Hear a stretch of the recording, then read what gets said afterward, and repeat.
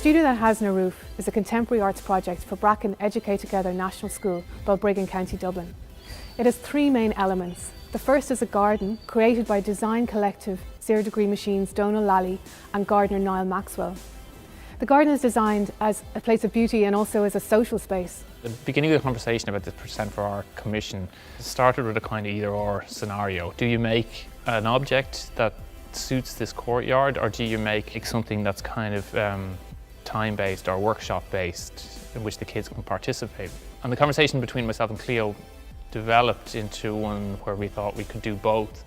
We could design a garden or a space which could act as a facilitation point or a framework for participatory conversations, workshops, as a sculpture garden, as a place for learning, as a place for creativity. So the second aspect to the project, it's a workshop programme for every class in the school, and it involves artists Atsushi Kaga, Dragana Jurisic, Stephen Brands, Aideen Barry, Amanda Coogan, Elaine Leader, Beth O'Halloran, Eamon O'Kane, composer Slavek Kwi and design duo Superfolk. The workshop is about the relationship between food and art, the idea that food can be used as a medium, like painting or drawing. I make really, really weird things using food. And not just normal food, I go looking for the weirdest things you can possibly eat. I'm making a cake that looks like moss. For a forest floor you need mushrooms. That's disgusting. Of course it's disgusting. What I want each slate to look like is a forest floor, and this looks like moss. You wouldn't think about food being art, you just think about eating food. But it was nice to see how art can be drawing, sculptures, food. So I made 2 workshops with one class. It was a drawing workshop, and the title was called Interface of Unconnectedness. I was just showing different images and different movies and see how those seemingly unconnected materials are actually connected. Beethoven, why so famous? Most of the songs we hear now in the West are copying this structure of this music.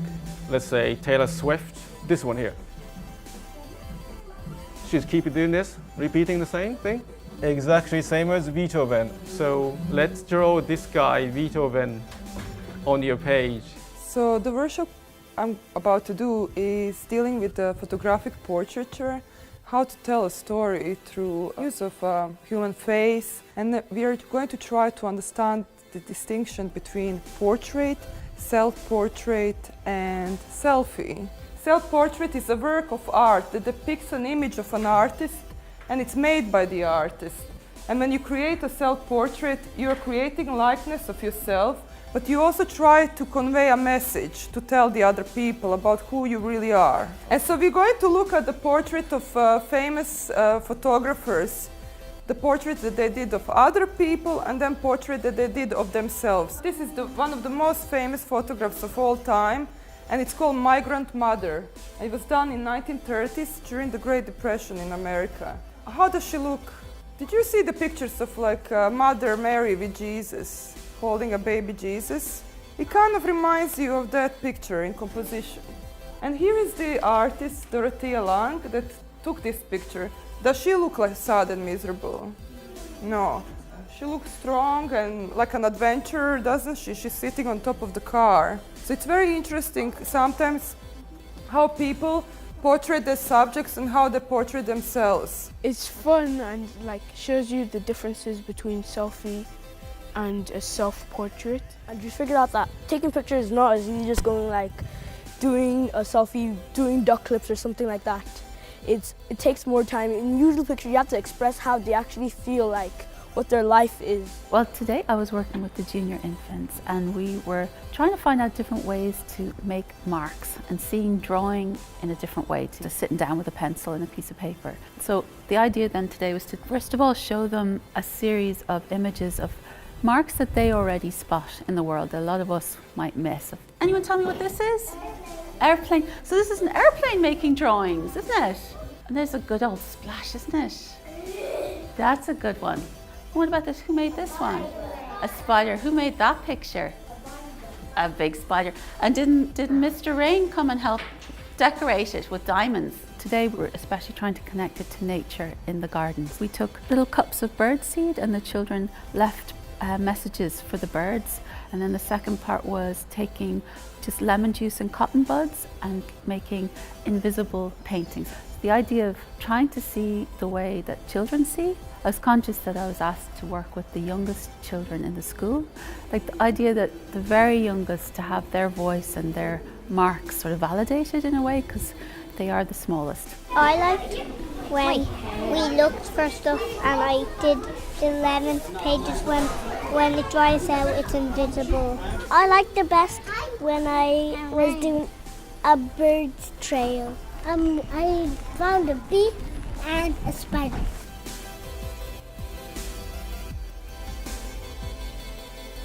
So I had two wonderful workshops with third class. So I'd set both of the workshops up that actually we'd be guided into this creative mind, this creative thinking via a piece of Bach's harpsichord music. Certainly they were super responsive.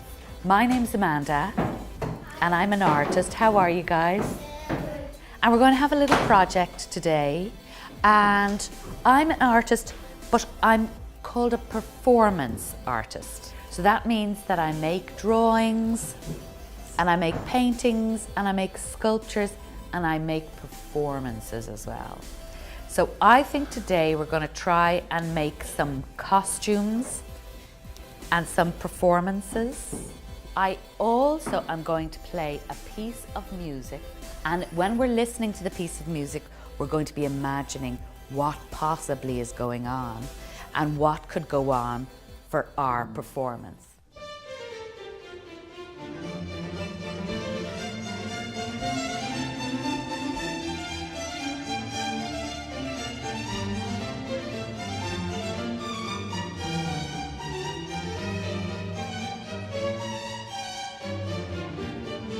We made an installation, or what I was just talking to the children about was a mountain that they could pop in and out of, very indicative of my practice and the kind of work that I make. So the plastic sheeting, it's literally painters, you know, when you're painting your house, kind of very light plastic, was taken up by the wind and made this glorious monster.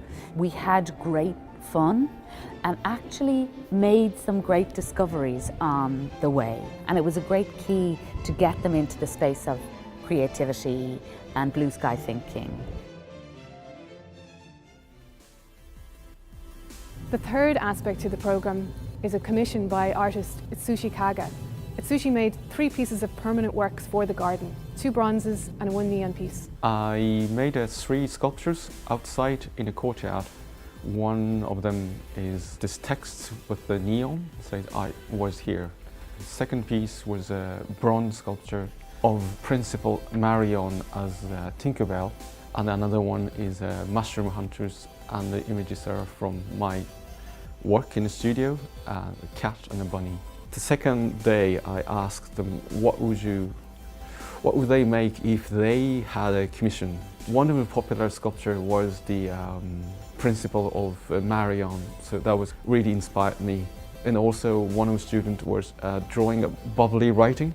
I used that for the neon piece. We now have been given as teachers exposure to so many different types of artists that we can now maybe think in different ways about how children can use art. The garden as a studio, that the children begin to use this different environment within school, so it becomes a different learning environment. Popping in here to the school where the heavy learning that they need to do is so important that having a little window of absolutely anything goes. It's a kind of a liberation. It gives the children another way of learning.